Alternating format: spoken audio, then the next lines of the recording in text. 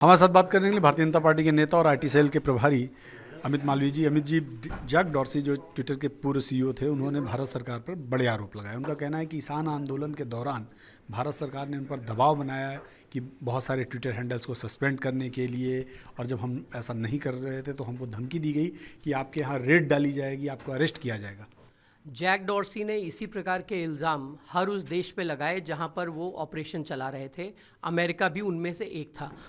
अमेरिकी कांग्रेस ने Jack Dorsey को 4 बार अपने सामने पेश होने के लिए बुलाया है, सिर्फ इसलिए क्योंकि ट्विटर की जो भूमिका थी प्रेसिडेंशियल चुनाव में वो संदिग्ध थी।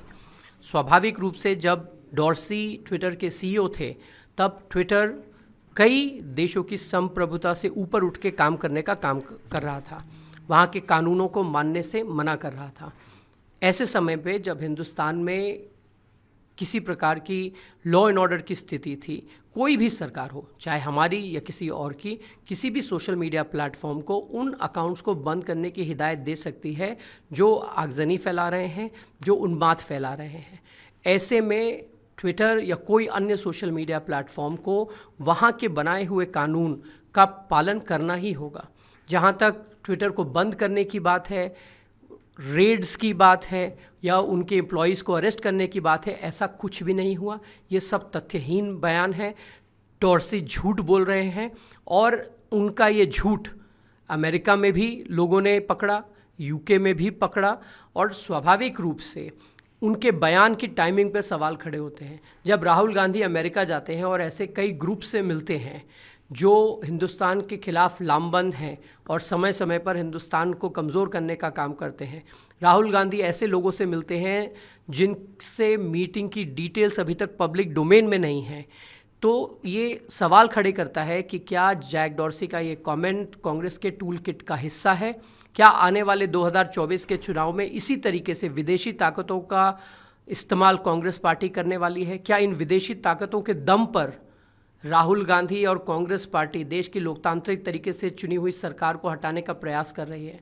हमने ये किसान आंदोलन के समय भी देखा, हमने ये सीए के प्रोटेस्ट के समय भी देखा, और समय समय पर राहुल गांधी जब विदेश जाते हैं वहाँ पर जाके लोगों से ये गुहार लगाते हैं कि एक साथ लामबंद हो जाइए और हिंदुस्तान में हमें वापस लाने में हमारी मदद करिए। तो ये क्या एक वैश्विक राजनीतिक षड्यंत्र है भारत की जनता के खिलाफ या भारत की चुनी हुई सरकार के खिलाफ? ये सवाल खड़े होते हैं। अमित जी, क्या आप मानते हैं कि जैक डॉर्सी जब ट्विटर के सीईओ थे तो उस दौरान भारत विरोधी गतिविधियां ट्विटर के जरिए ऑपरेट की जाती रही हैं? कई ऐसे किस्से थे जब उन आवाज़ों को बुलंद करने का काम ट्विटर करता था और जो राष्ट्रवादी आवाज़ें हैं उनके अकाउंट्स को शैडो बैन करने का काम करता था।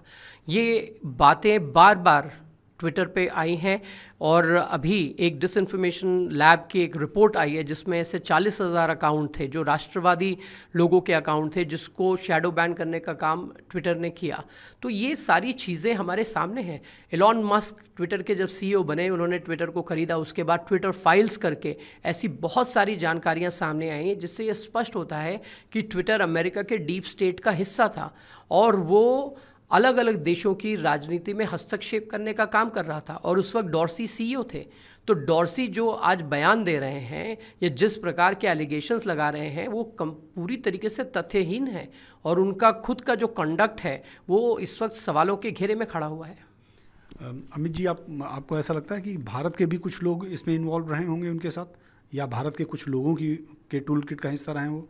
ज़रूर। देश में जयचंद हमेशा रहे हैं और आज भी हैं, और हिंदुस्तान के कई लोग हैं जो इस टूल किट का हिस्सा है, जो समय समय पर हिंदुस्तान को कमज़ोर करने का काम करते हैं। जॉर्ज सोरोस जो अपना नेटवर्क चलाते हैं उसमें कई सारे ऐसे लॉयर्स, एक्टिविस्ट, जर्नलिस्ट, फॉर्मर जजेस, सिविल सोसाइटी के मेंबर्स उसका हिस्सा रहे हैं।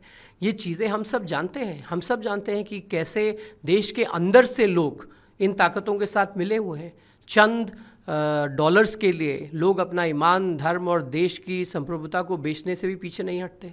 आपने एक चीज़ मानी कि डॉर्सी, आप लोगों ने कहा कि मतलब बहुत से ऐसे अकाउंट हैं जो भारत विरोधी गतिविधियों में अगर शामिल हैं तो उन्हें बैन करने के लिए कहा जा सकता है। कौन कौन से अकाउंट थे, कुछ अगर स्पेसिफिक हो आपके पास? इसकी जानकारी सरकार और सरकार की एजेंसीज दे सकती हैं, लेकिन ये हमेशा होता रहा है। कांग्रेस के समय भी होता रहा है। कांग्रेस की सरकारें भी ये करती थी। कांग्रेस की सरकारों ने तो एक एक पूरे गांव में ही सेडिशन के केसेस लगा दिए, 9-10 हज़ार लोगों पर सेडिशन के केसेस लगाने का काम किया है। तो कांग्रेस पार्टी तो कम से कम ऐसे सवाल ना पूछे जिसका इतिहास इमरजेंसी में डूबा हुआ हो। हमने तो सिर्फ देश को बचाए रखने के लिए, देश की में लॉ एंड ऑर्डर बना रहे, सुरक्षा रहे, लोगों के जान माल को हानि ना हो, अराजकता ना फैले, उन्माद ना फैले, उसके लिए कदम उठाए हैं। धन्यवाद। हमसे बात करने के लिए अमित मालवीय जी थे, जो साफ तौर पे जैक डॉर्सी पे आरोप लगा रहे हैं कि वो भारत विरोधी गतिविधियों में शामिल रहे हैं। वेद पांडे के साथ नीरज पांडे, वीपी न्यूज़, दिल्ली।